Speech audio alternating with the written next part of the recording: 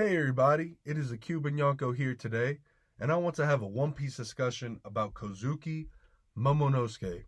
So let's get right to it. I believe Momonosuke is going to have a very big role in Wano. Reason being, Momonosuke was handed the Ambe no Habakiri, which was a sword given to him by his father, Kozuki Oden, who once held that sword. Okay? And in Japanese mythology, the Ame no Habakiri was used by Susanoo to cut down an 8-headed serpent, Yamata no Orochi. Alright, interestingly enough, Kurozomi Orochi, he ate the Hebi no Mi model Yamata no Orochi, which is, translation, 8-headed serpent. Okay? So, there's definitely a connection there. But there's a huge problem. Momonosuke is only 8 years old. So there's no way, it's just not logical for Oda to have Momonosuke, an 8-year-old, defeat Orochi, who is currently shogun of Wano. Okay? That just wouldn't make much sense. But here's the reason why I do think Momonosuke will end up killing Orochi and becoming shogun of Wano. So, the key factor for Momonosuke to be able to become strong enough and defeat Orochi is Jewelry Bonney. Now, I know y'all might think I'm crazy right now.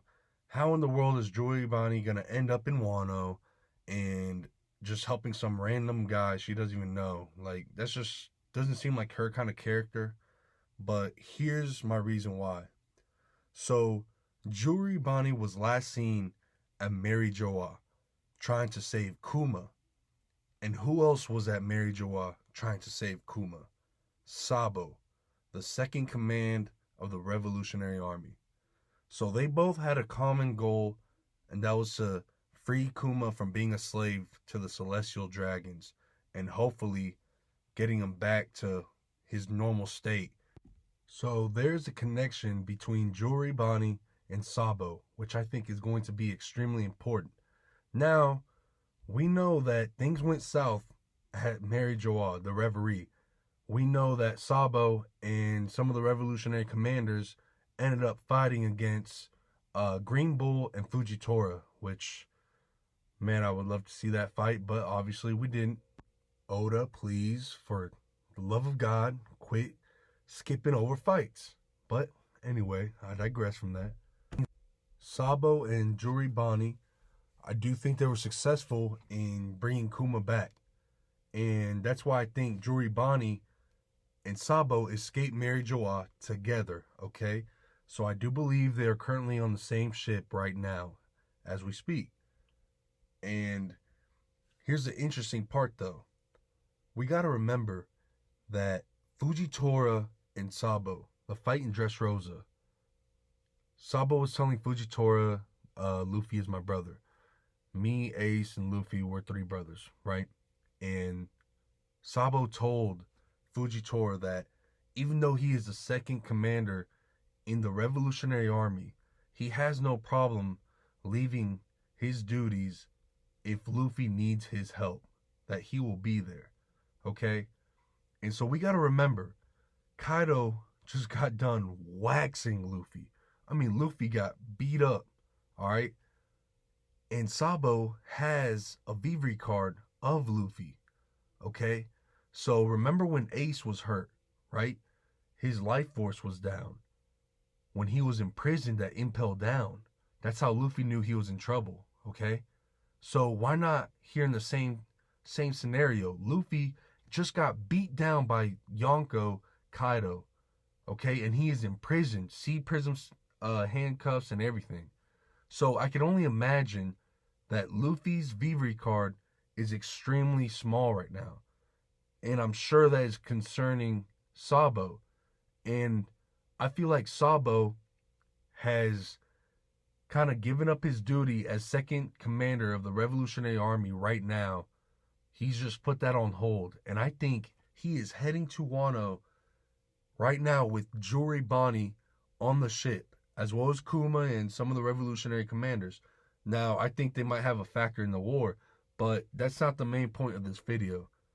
So I'll move on from that and continue going on about why I do think Sabo left his Revolutionary Army duties behind. Dragon and the revolutionaries have been trying to get a hold of Sabo currently because there was some kind of big news about Sabo and what went down at Mary Joa, right?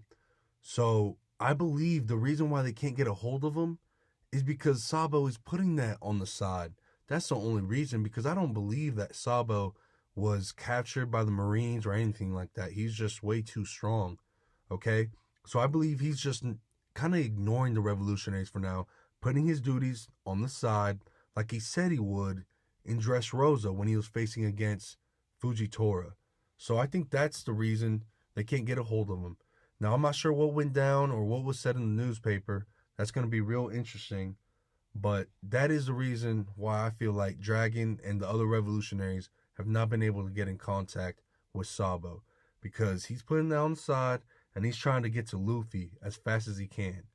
So, Jewelry Bonney being on the ship, that is the key factor to why Momonosuke will be able to defeat Orochi, okay? Jewelry Bonney is going to make Momonosuke age because that's her ability. She's able to make people younger to the point they're an infant, or older to the point that they can barely walk. They need a cane. You know what I'm saying? So, I mean, that's a really interesting fruit. And I think this is the perfect time for Jewelry Bonney in a way to shine. You know, because we haven't really seen too much of Jewelry Bonney. And she's a part of the worst generation. So, I mean, I think she's a special character. And I think there's no greater time for Jewelry Bonney to shine than right now at Wano, and being a key factor making Momonosuke older. Can you imagine Momonosuke around 20 to 25 years old in his prime with the Ema no Habikiri? I mean, that is going to be lethal. And I just don't think, if Momonosuke were to give the Ame no Habikiri to Zoro, and Zoro was the one to chop down Orochi, I just don't feel like there's as much justice in that. I mean, don't get me wrong. I mean, I love Zoro, and I love Zoro just slice. I love seeing him slice people up. I mean, who doesn't? Zoro's one of my favorite One Piece characters overall. So I mean, I'm always down to see a Zoro fight. But let's be honest, there's so much more meaning for Momonosuke to be the one to cut down Orochi. Orochi is the man who killed this man that killed Momonosuke's father. Okay? The one that basically took Wano from them. All right? The one that has just ruined his own country. And Momonosuke is the rightful heir to become shogun. And the Ame no Habikiri, that sword is destined to cut down Orochi, that scumbag. All right? So that is why I believe Jewelry Bonney is going to be the X factor for Wano.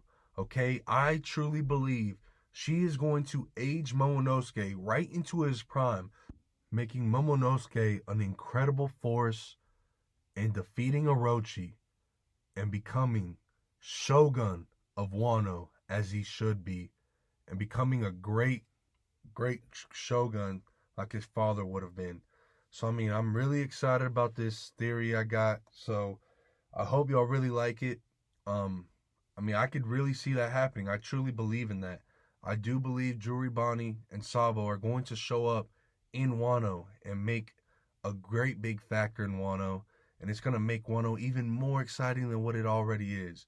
It's just like I said before, Momonosuke has to be the one to defeat Orochi. It is only right. Okay, so there's my theory, my One Piece discussion. I really hope y'all enjoyed it. Let me know what y'all think on the comments below.